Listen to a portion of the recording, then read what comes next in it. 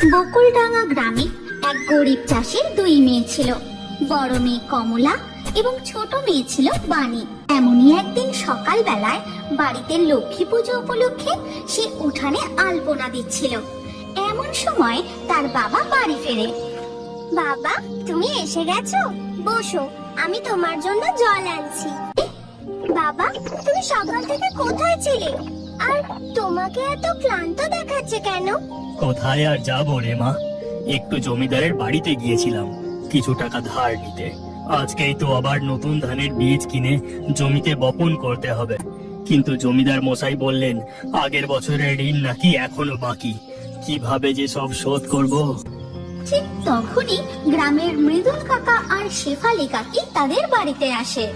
ও কমলা, আমাদের বাড়ি চল মা, পুজোর সব জোগাড় হয়ে গেছে, তুই খালি গিয়ে আলপনাটা দিয়ে আসবি।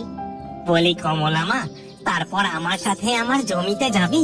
জমিতে প্রথম বীজটা যে আমি তোর হাত দিয়ে বসাতে চাই, তুই যে খুব পয়মন্ত। ঠিক আছে, চলো। এরপর কমলা তাদের সাথে চলে যায়। তখন তার মা রান্নাঘর থেকে বেরিয়ে বলে, বাড়িতে মেলা কাজ পড়ে আছে, আমি আর একা হাতে কতদিন সামলাবো।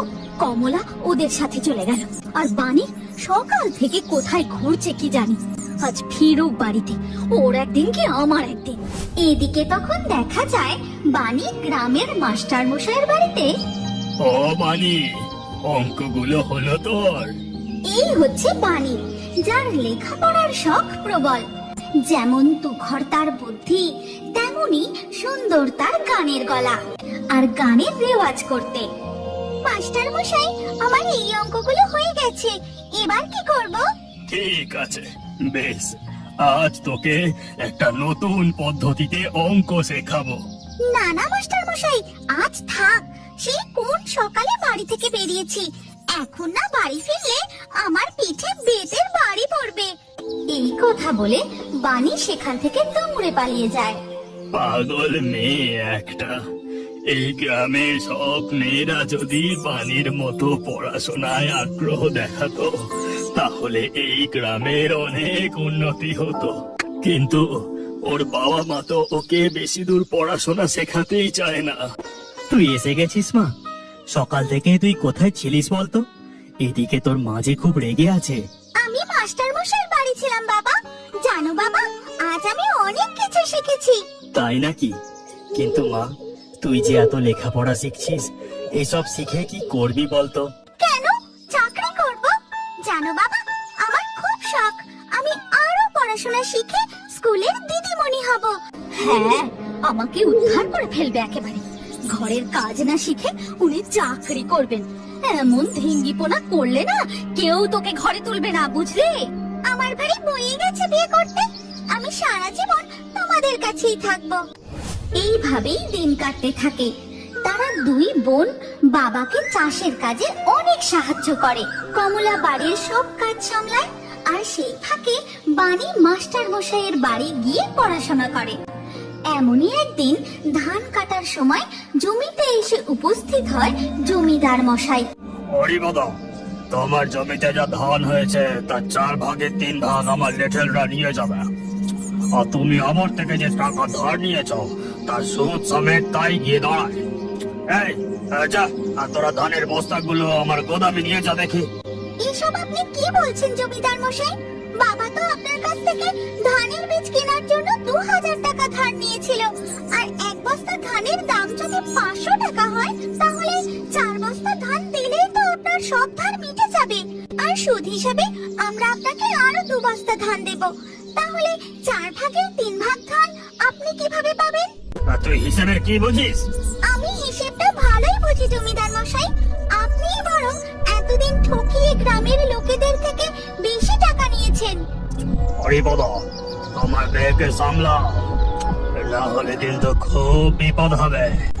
এই কথা বলে জমিদার মশাই রাগে কটমট করতে করতে সেখান থেকে চলে যান। এদিকে বাণীর চটপট হিসেব করা দেখে তার বাবা, দিদি এবং গ্রামের আরো 2জন চাষি পুরো অবাক হয়ে যায়। আর সেই দিনই রাত্রিবেলা। গেল, যা বললাম সব মনে আছে তো? আপনি কোনো চিন্তা করবেন না কর্তা, কি ব্যাপার জমিদার মশাই, আপনি এই রকম সাত সকালে আমাদের ডেকে পাঠালেন কেন? সেরকম কিছু না, একটা ছোট্ট কাজ আছে। এই কাগজগুলোতে তোমাদের একে একে এসে সই করতে হবে। নাও নাও, তোমরা একে একে এসে আঙুলের ছাপ দিতে শুরু করো। কিন্তু এই কাগজে কি লেখা আছে জমিদার মশাই? সেরকম কিছু না, এই যে তোমরা আমার থেকে টাকা ধার নাও আবার শোধ করো, এইসবেরই হিসেব আর কি।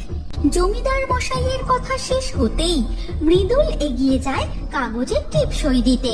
ঠিক তখনই সেখানে এসে পৌঁছায় মাস্টার মশাই আর পানি। দাঁড়াও মৃদুল কাকা, আঙুলের ছাপ দিও না। কেন? জমিদার মশাই তো বললেন এখানে টাকা লেনদেনের হিসাব লেখা আছে।